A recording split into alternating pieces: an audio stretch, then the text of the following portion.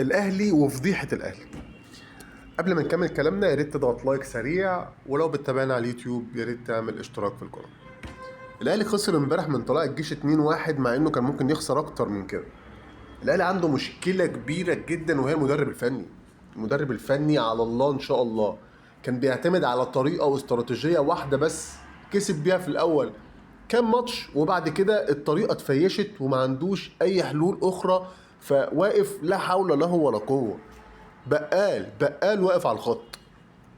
بس طبعا انت مش هتعرف تمشيه لانك انت بتدفع فلوس ريبيرو وبتدفع فلوس لسه كولر. هتدفع بقى ده شرطه الجزائي كام؟ 3 مليون دولار.